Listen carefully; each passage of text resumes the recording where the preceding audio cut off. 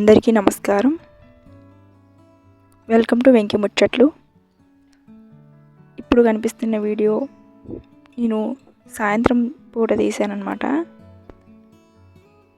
నేల మొత్తం పచ్చగా మారుతుంది, ప్రకృతి అంతా పచ్చగా ఉంది, చాలా బాగుంది. వర్షాకాలం మొదలైంది కదా. ఈరోజు ఒక విషయం మాట్లాడుకుందాం.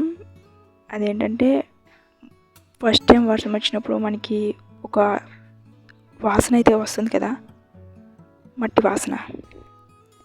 ఆ వాసన ఎందుకు వస్తుంది అనే విషయం తెలుసుకుందాం ఈరోజు. వేసవికాలంలో నేలంతా పొడిగా ఉంటుంది కదా. ఆ పొడి నేలలో కొన్ని సూక్ష్మజీవులు అయితే ఉంటాయి. ఎప్పుడైతే మొదటిసారి వర్షపు చినుకు నేలని తాకుతుందో అప్పుడు ఆ సూక్ష్మజీవులు కొన్ని పదార్థాలని విడుదల చేస్తాయి. అవి గాల్లో కలిసి వాసనగా మారుతాయి. ఆ వాసన మనం మట్టి వాసన అంటాం. దీన్నే ఇంగ్లీష్లో పెట్రికోర్ అంటారు. ఇది గ్రీక్ వర్డ్. పెట్రి అంటే రాయి అని అర్థం. ఇకోర్ అనేది వాసన, అంటే రాళ్ళ నుండి వచ్చే పరిమళం అని ఒక అర్థం. ఇది కేవలం ఒక వాసన మాత్రమే కాదు, ప్రకృతిలో కొత్త జీవనానికి ప్రారంభం అని అర్థం. అన్ని రోజులు ఎండిపోయిన నేల మళ్ళీ కొత్తగా జీవం పోసుకుంటుంది, నిత్య నూతనంగా పచ్చగా. భూమి పచ్చగా మారడానికి ఇది మొదటి అడుగు. అందుకనే మనందరికీ ఈ వాసన ఎంతో ఇష్టం.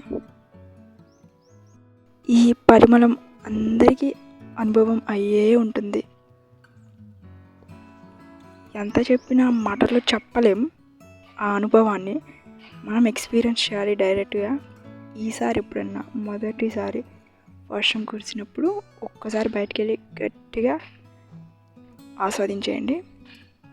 ఇది ప్రకృతి మనకిచ్చే ఒక అందమైన బహుమతి. వర్షం వచ్చిన తర్వాత ప్రకృతిలో ఎన్నో మార్పులు కనిపిస్తాయి. పక్షులు ఆనందంగా అరుస్తాయి. చీమలు తమ పనిలో తాము నిమగ్నం అయిపోతాయి.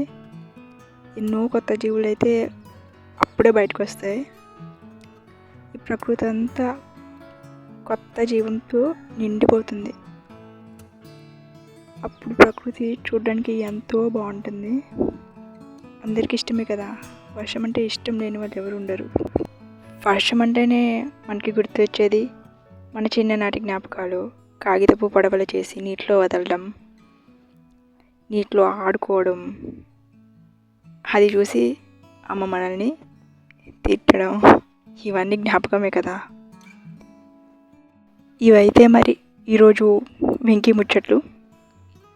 సరదాగా కొన్ని మాటలు, మట్టి వాసన, చిన్ననాటి జ్ఞాపకాలు.